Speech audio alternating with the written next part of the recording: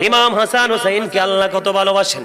ইমাম হুসাইন ছোট্ট ছেলে, তিনি কি করলেন, একদিন ছোট্ট বন্ধুদের সাথে খেলতে যাবে, যাওয়ার সময় হঠাৎ করে মায়ের গলা জড়িয়ে ধরল। মা গো, আমি বন্ধুদের সাথে খেলতে যাই, আমার তো আপেল খেতে মনে চেয়েছে গো মা, আমার খেলা শেষ করে আসার পরে আপনি আমাকে আপেল দিবেন। মা ফাতেমা কি করলেন, সন্তান চাইতে দেরি রাজি হয়ে গেলেন, তাকে আপেলের কথা বন্ধ বলে দিলেন, খেলা শেষ করে আসো আপেল খাওয়াবো। এবার বলে দিলেন, ইমাম হুসাইন খুশি হয়ে চলে গেল। কিন্তু সবচেয়ে বড় বন্ধু মজার খবর হলো রে, মা ফাতেমা সন্তানকে প্রতিশ্রুতি দিয়ে, মনে রাখো বন্ধু, এটি নোট করে রাখো, বাস্তব জীবনে অনেক বেশি কাজে লাগবে। অনেক গবেষণার পরে বন্ধু এগুলো খুঁজে খুঁজে বের করেছি, অনেক কিতাব খুঁজে খুঁজে বন্ধু বের করেছি বন্ধু। মা ফাতেমা সন্তানকে কিন্তু প্রতিশ্রুতি দিয়ে দিয়েছে দিবে, কিন্তু ইমাম হুসাইন চলে যাওয়ার পরে হঠাৎ করে তার মাথার মধ্যে চলে আসলো, হায়রে আমি কি করলাম, এখন তো মদিনার কোথাও তো আপেল পাওয়া যাবে না, কারণ আপেলের তো এখন কোনো সৃজন না।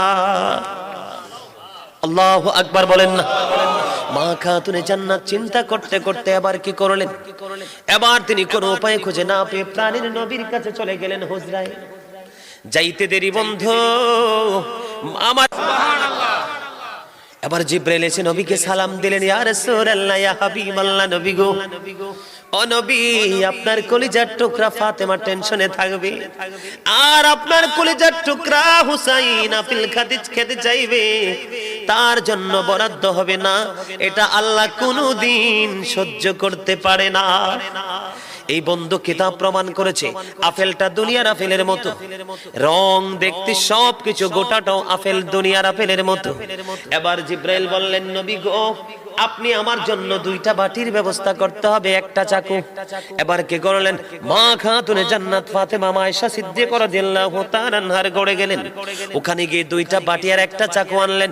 জিবরাইল কি করলেন, এদিকে তাকান, আপেলটাকে বরাবর করে অর্ধেকটা করলেন, অর্ধেকটা প্রাণের নবীর হাত মোবারকে তুলে দিল, আর অর্ধেকটা একটা বাটির মধ্যে রাইখা একটা দিয়া ঢাইকা দিল, বলল, নবী গো, প্রতিদিন এই বাটিটা শুধু একবার সরানো যাবে, দুইবার না। আর যে অর্ধাংশ আমি আপনার হাতে তুলে দিয়েছি, এই অর্ধাংশ সবাই মিলে বন্ধু খাইতে বলছে। এবার কি করলেন, মা খাতুনে জান্নাত ফাতেমা নিয়ে চলে গেলেন, ফর্মালিটি যেটা মানতে হবে মানা শুরু হয়ে গেল।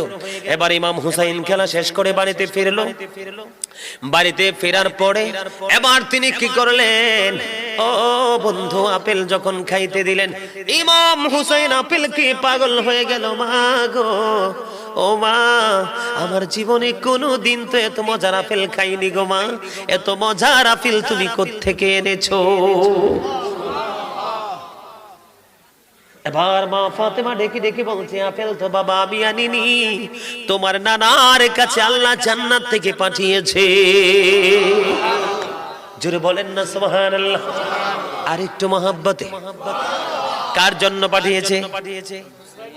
হুসাইনের জন্য পাঠিয়েছে। বন্ধু বলে, হুজুর এই ওয়াজটা করে লাভটা কি? এই ওয়াজটা করে লাভটা কি? বুঝবে সেই লাভের খবর শুধু ইমানদার, কখনো আল্লাহ নবীর প্রেমিক আহলে বাইতের দুশমনেরা কোনোদিন বুঝবে না।